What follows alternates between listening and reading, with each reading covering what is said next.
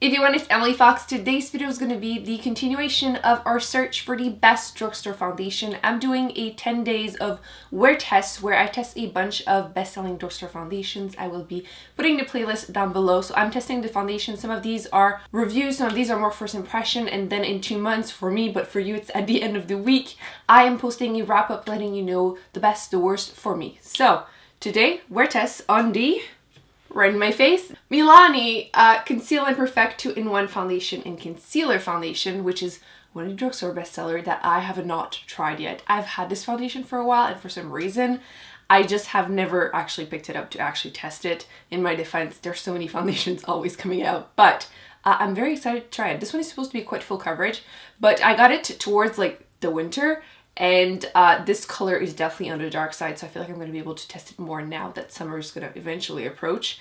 I have the shade 00 Light Natural, which used to be the lightest shade. It's not anymore, and it came out with more shades. So I'm going to be wearing this today. I'm going to bring you in front of the window so you can see close up the texture of my skin and everything. I am currently kind of breaking out. I'm actually going to have my period in about like 2 days, so I've been like having pimples popping here and there. So we're going to be able to see the coverage, because this one is supposed to be medium to full coverage. They're also saying lightweight, long wearing, waterproof, sweat proof, blah blah blah. So we shall be putting it to a test today. So let me zoom you in and let's apply it to half my face and see if we can cover these, because they're quite red. Let's test this side because it's definitely the most red one of the two. So it does come with a pump, which every foundation should, but they don't always. I'm gonna apply a little swatch on my hand, and then we're gonna see if it oxidizes. I'll apply another swatch in a bit. It doesn't seem too dark actually right now. I did self-tan a few days ago, so that might be what's saving me right now. Ooh, this might be a bit yellow for me. We'll just see how it goes. Does it? I don't notice a scent, which is good. It's actually pretty thick consistency-wise, almost creamy. Okay, definitely some good coverage. Let me, there you go. It's always hard to judge when it's like the morning. The sun is like hitting the window, so I can't see the screen that well. I think that's the best lighting for you to see. But again, I'll bring you in front of the window, so no biggie. Okay, it actually does a really decent job covering the redness that I had on my cheek and even the pimples. Like though the leftovers, right? So I feel like they're hard to cover, and I actually did a really good job with it. Let me just apply a tiny bit more here where I have more redness to see the coverage. You know how some foundations kind of blurs your pore and have almost that like powdery finish? It's kind of matte. This is not the case with this one. I feel like I definitely feel the need to set it with some powder already, which I will do because I apply a little bit for every single one just for consistency's sake, right? So this one doesn't hide my pores. It's nothing dramatic or anything. I'm gonna have to see how it wears under the powder, but the coverage is actually good. But like just smiling and talking, I feel like it wants to settle into any smile line or anything. So definitely will need to be set. So let's do the second half.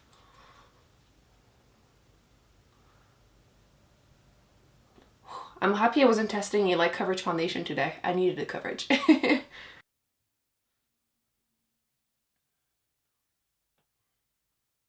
I'm always curious to see how a foundation is going to work on my nose, because that's where I am dehydrated. And in between my brows, that's where I get like the most texture. So if the foundation can look decent there, I will be very impressed. For some reason, I have a patch right here that like the foundation never sticks to it. I tend to use concealer instead, but I'm trying to make it stick. Because like when I apply a layer like this, it definitely covers everything, but it moves around. So the powder will definitely be a must here. It's actually really buildable. Like they're saying light medium, medium full coverage. And for me, this is a full coverage. Considering I'm using a sponge too, this is definitely full coverage. Wow. Okay, let me just apply a little bit on my neck because it's not exactly the same shade. I'm actually surprised with this because I had heard this was super full coverage, so I was kind of scared it was going to emphasize any texture that I have or anything. And I feel like even here, whereas usually where I get the texture, it doesn't look bad. My nose, there's no dry patches, at least as of yet, so I'm really happy with this. So this is what it looks like from up close. Again, natural lighting will probably be better, but you can kind of see my pores are showing, but It's nothing dramatic. I think it's because I've been testing a bunch of the ones that like tend to blur my pores, but I feel like powder will definitely fix this. You can't even see much texture on my nose and between my brows, which is super impressive. This is actually looking much better than I expected. Like, for the amount of coverage, it doesn't look cakey, and it actually has more coverage than I expected. So far, first impression is actually positive. I didn't expect to like it as much as I do. The coverage. Okay.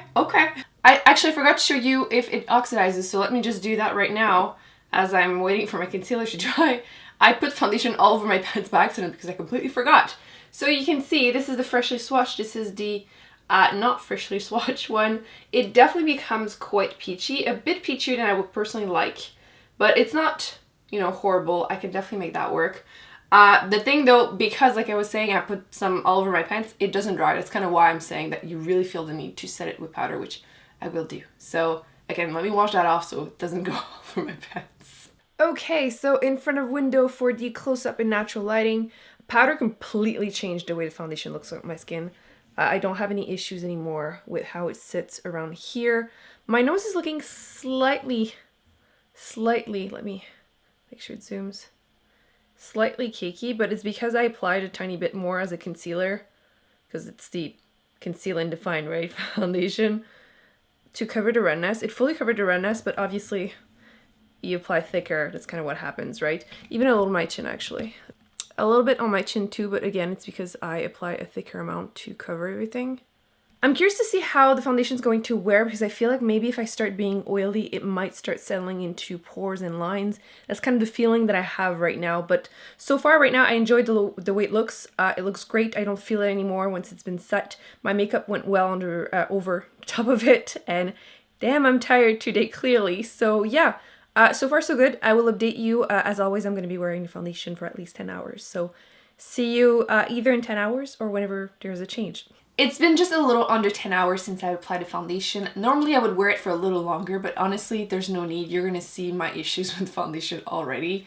You can see that I'm definitely shiny, but that's definitely a usual problem for me. Let me zoom you in because there's a lot going on. So hopefully you can see how it started separating a lot on my chin, and I mean a lot. And if you've seen the rest of the videos in this series, it's not something that happens to me often. It needs to be something that doesn't set well. Hopefully it focuses properly, but it's definitely separating around my nose too, and there's like a bunch of like dry patches that just appeared. Hopefully it's in focus right here, because it's not pretty.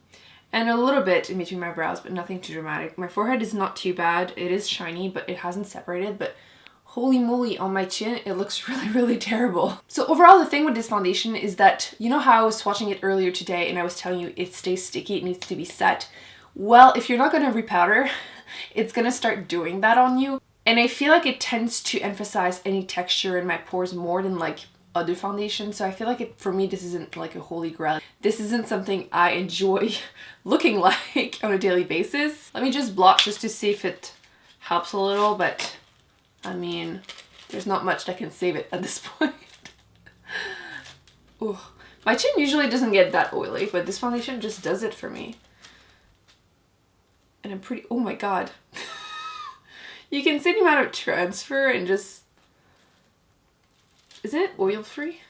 Yeah, they do say oil free, and honestly, it's one of the foundations that made me the most oily in this whole week / 10 days. So it's supposed to be good for someone with like acne prone skin or oily skin, and I feel like it wouldn't be my first choice because I feel like it emphasized all of this stuff. So have you tried the Milani Concealer Perfect foundation? Let me know how you feel about it. I know they have a concealer, which I haven't tried. Don't forget to give this video a big thumbs up if you enjoyed all those close-ups. Don't forget to subscribe because you don't want to miss the whole series. Again, I will link the playlist down below if you're interested, and I will be putting actually some more videos on the screen that I recommend you check out, and I'll see you in my next one. Bye.